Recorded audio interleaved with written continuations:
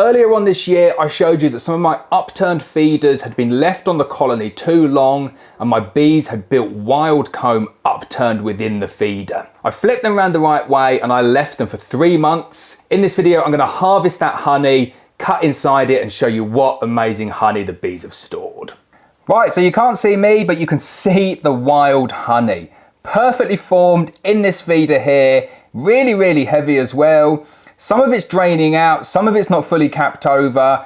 I don't care about that though. This is going to be for my own personal consumption. I'm going to get in here, give you a close up and show you some really beautiful wild honey. Now, the bees have worked so hard over this, and it just goes to show that when you give the bees space to create wild comb, they do it in all different sorts of directions. You can see you've got some of the combs at an angle, some of them that are just going straight across.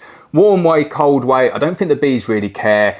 What I do know about bees though is if you give them space that's bigger than bee space, they create wild comb like this. You can see down in this corner here, some of the honey was uncapped, so it wasn't at the correct moisture level, so it's coming out of the bottom at the moment.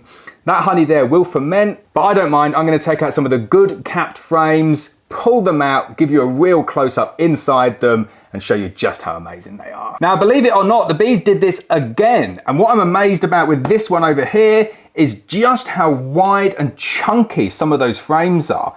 Absolutely unbelievably thick and chunky. And this one here, if you lift it up, is considerably heavier as well. So I'll save this one to the end because this is going to be so super messy. I'll pull out some of the combs now and show you just how cool they are. So where do you start? No idea. I'm going to make such a mess in my living room. My wife is going to kill me. But you know, it's already leaking out onto here, so I'm going to have to get something sorted there because my little daughter's game of Guess Who is in this very box. So I'll tip it back up on its side, correct it, mop up that bit there, and then we'll take a look. Now, when I said I'd mop this bit up, I obviously meant with my fingers. You don't waste good honey on a cloth. But what's very interesting is just mopping it up there, you can taste how light the honey is, and you can feel the viscosity of it in that it's very watery.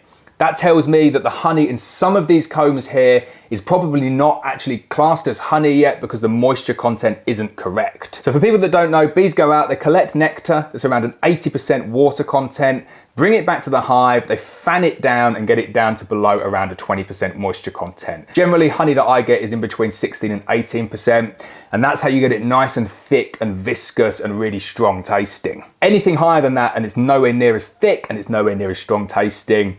Perfectly edible, but doesn't store as well and it will start to ferment. I'm so excited. Right, I'm just gonna start pulling some bits out. Whoa. Okay, that went really, really well. I think that one there might have actually been a little bit broken off. So hopefully you can get a bit of a close up on that camera there. You can see we've got some that's completely capped over. Just try to not break it. This bit up here where you see the white cappings, that is capped honey and that will be good. The stuff further down the bottom that looks empty now is where you've just got nectar that isn't the correct moisture content yet. What you can see on that side there is a really cool pattern which shows you exactly how the bees actually store that honey in their comb. What I find so amazing about this as well is this is completely wild. No foundation, no starter strips. I'm not giving the bees any clue how to create this. That is just a perfectly natural wonder of nature. Right, so let's get inside, start chopping up some of this honey. So excited about this. And what I always find with honeycomb is that it cuts so nicely. Get yourself a good sharp knife, obviously all the time, giving it a really good taste.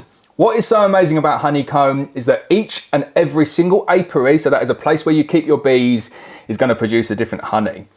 Each and every beehive within that apiary is going to produce a very slightly different honey. Each and every frame is going to produce a different honey, and each and every single little cell that you see here is going to have its own bespoke mix of different nectars. This piece over here will taste very different from this piece over here, or they might taste similar or they might taste completely different. It's just a real lottery and you never know what you're going to get. The only constant is you know it's going to be amazing. So I'm just breaking these up at the moment. Kind of think maybe I'm making like a lot of mess, but I just want to show you what's inside. All of those ones there are perfectly capped and you can see just how well the bees have stored the honey inside. They cap it over with this capping here in order to protect the honey from fermentation and from any foreign bodies going in there.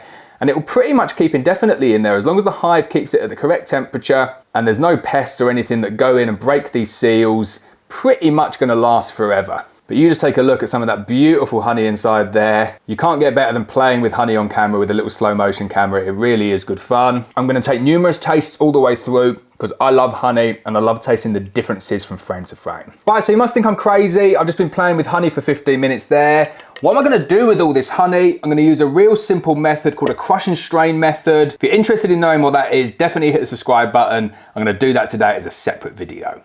Really simple though. I'm going to put this honey in this sieve and let it come through. Right, the one you've all been waiting for. Let's get the biggest, chunkiest one out of here. Try and not make a horrific amount of mess in my living room. See just how much honey is stored inside. Again, what I love about this one is just how cool all of those wax formations are. Don't care about what angle they're going off at. Completely wild, natural comb.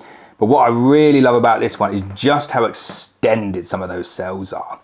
Absolutely bonkers, full of beautiful Welsh honey. Right, this is going to be so much fun and probably the messiest thing you've ever seen on YouTube. I'm going to get my knife and I'm going to try and chop out the biggest, fattest piece of honey from inside this feeder. Well, that is incredible. I cannot get over just how much honey is in this piece here. So heavy. Relatively clean break as well. Got it out without a huge amount of mess, which I'm quite surprised at. Let's open it up now and see how good it is. So I think you'll agree that's pretty impressive. Definitely I'm impressed anyway. Let's get the knife out and start cutting into it. So what I really love about this one is the extended honeycomb, as you can see there. Bees don't generally do that in the wild and it's quite strange to see that they've actually done it. The lower side is about average, where you'd expect to see like a standard cell depth. But these ones here, they've been really extended out to give you a massive amount of honey, and that's why these are so heavy. So I'll do a couple of other cuts in here. Can't wait to taste this one. My wife is going to go insane. There is lots of honey on the floor. But don't worry, I'm not going to sell any of this honey. This is going into jars for me and my wife to eat. We love honey like this straight out of the hive. So there we go, 100% wild Welsh honeycomb. This one here isn't for sale. If you want to know how I'm going to get this into a jar, definitely hit the subscribe button. We're going to do a crush and strain method to show you how to get wild honeycomb into a jar.